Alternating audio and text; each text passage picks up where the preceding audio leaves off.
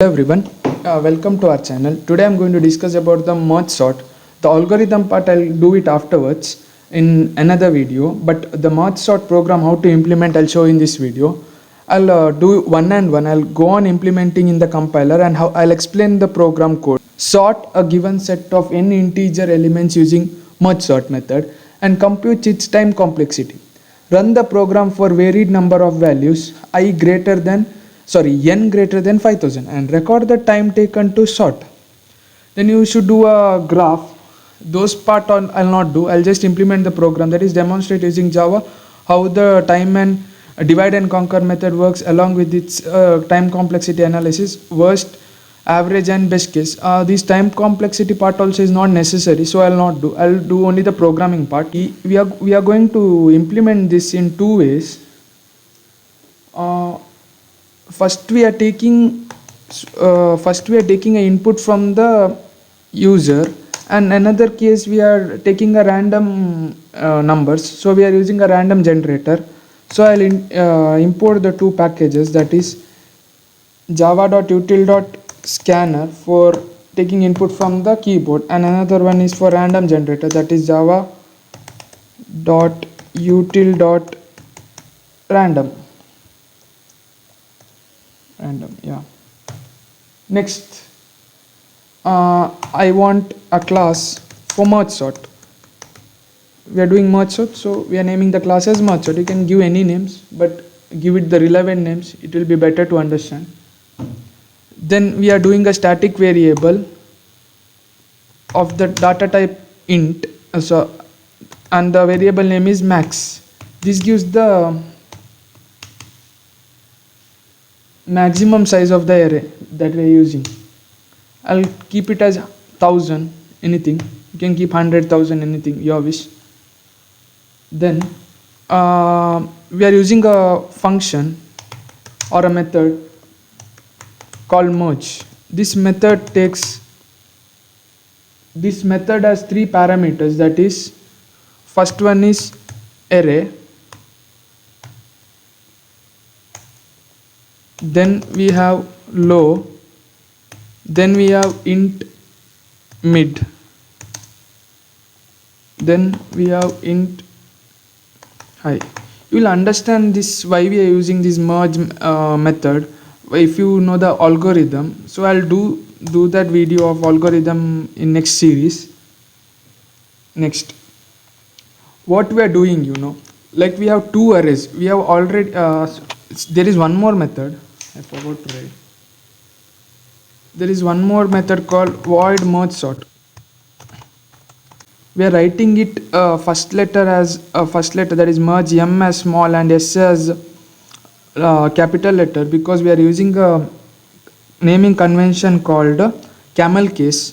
Whenever you write a function in Java, we are using the naming convention as camel case, and for class we are using a naming convention called as Pascal. In Pascal, what will happen? The first letter of the word will be capital, and see, these are two words, that is merge and sort, and first letter of these two words are capital. So this is the naming convention used in Java. It is not necessary to follow it, but it is good if you follow it, because it is like a standard. And you can see all the class whichever you are importing, that is the built-in classes, it is in the same naming convention. So if you practice it, it will be really good. Then in this merge sort of a method, we are passing three parameters. One is the array which we want to sort, another is the variable, that is low and high. Low and high is nothing but the start and end of the array. And the merge sort what it does, it will go on dividing the array into pieces, like it will take the mid element and it will go on dividing it. So I'll write first one condition, that is low less than equal to high. If high is, it is impossible, like if high is less than low, it is not possible. The naming does not have any sense or any logic. So we should give this condition. If it is not, it will directly go out of the function. Next, what is a merge sort? Merge sort divides the array into small parts using the mid element. So we should count the mid element. Mid element is, how we will count the mid element? Simple, low plus high, and we are dividing it by 2. We get the mid element. After getting mid element, what we'll do? We'll call the function again, that is merge sort, which is this.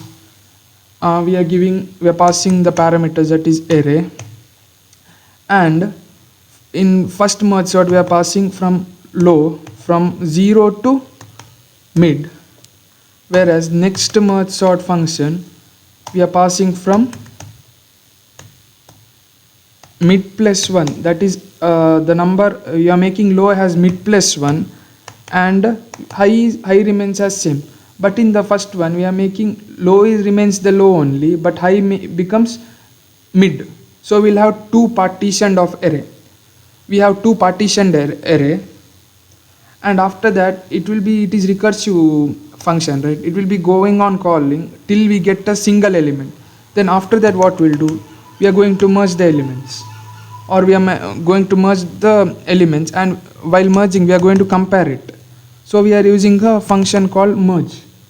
For this function we will have 4 parameters, not 3, that is low, mid and high. Done.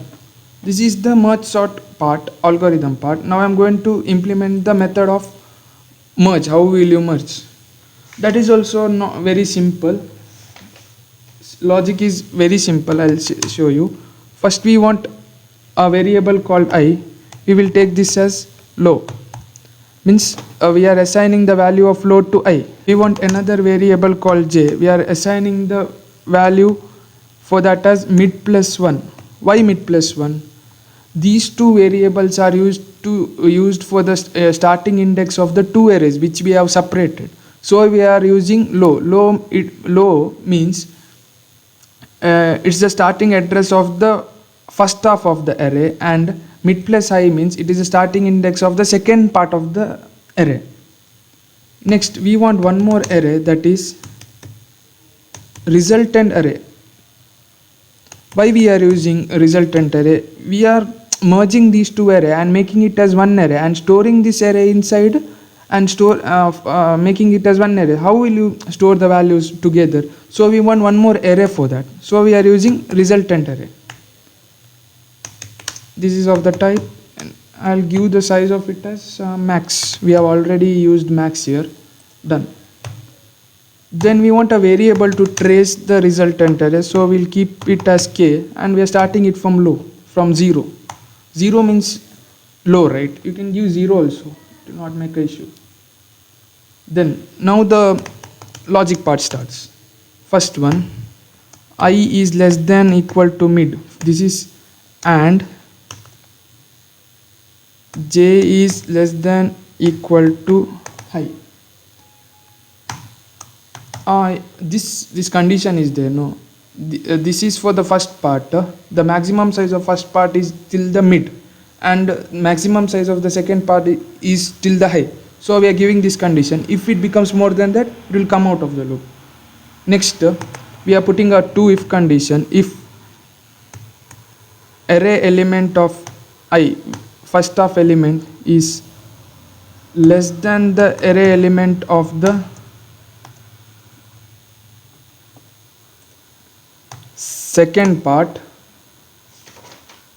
what we'll do, we'll copy the element to resultant.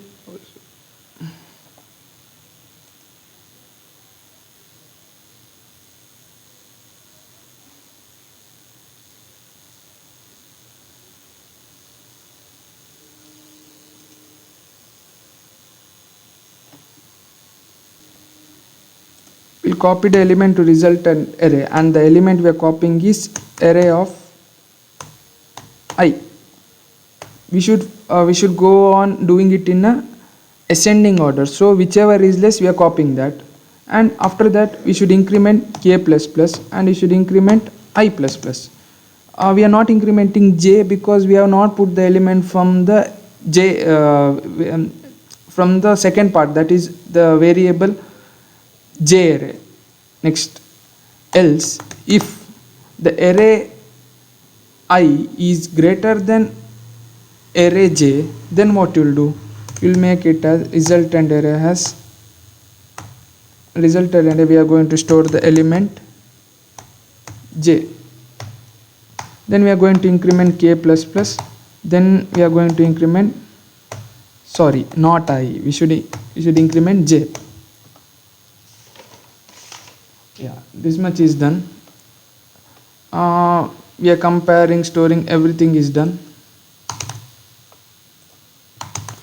Now if there might be some elements still remaining in those two parts, two arrays, so what we are doing, we are putting those elements inside the array directly. Just what we'll do, array k plus plus, we are giving post increment,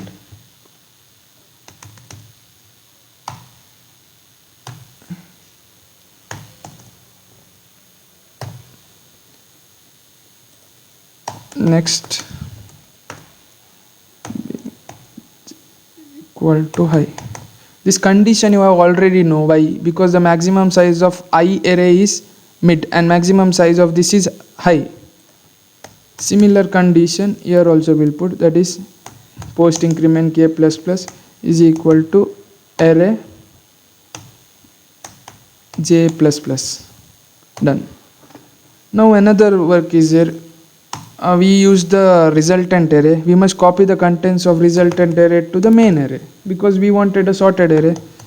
We can display resultant array only, but no need, we will do some optimization, so we'll copy the contents. So what is the initial condition? Initial condition is it should be equal to low. From low we'll start. M is equal to low, then M is less than equal to high, correct? Then M plus plus. Then what you are copying, we have array M equal to resultant array, that is M only. So we are copying the two arrays, we'll get the answer. Okay. Now you have copied, first we have partitioned using mid, then we have merged also. Now we should display. So first one, we want a main function, then we want variables I comma n is equal to 0, n is the number of elements we want. Then we should declare the scanner class object. I'll name it as in. Done. System.in. Next, merge sort. We are declaring the class called merge and we are naming it as object. You can give any name, your wish. Done. Then we want an array also. We are declaring array. What is the type? Int type array. Sorry. Int. I'll give it maximum as max.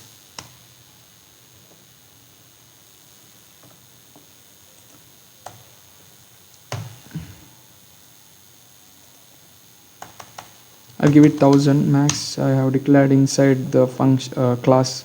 So I'll give it as 1000. Next part is just nothing is there to understand. It's a general technique. So I'll copy the code.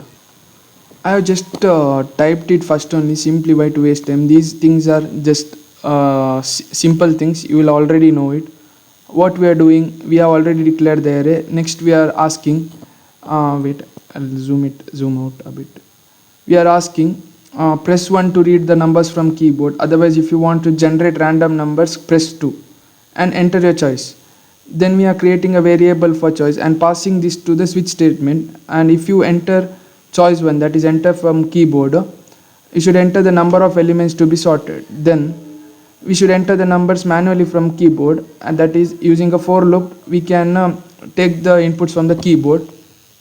and in dot next int is used to take the input from the keyboard, and we are storing it into the array I. Similarly, if we choose the option 2, that is case 2, what will happen? You should first enter the number of elements to be sorted. That will be number of elements to be sorted will be stored in n.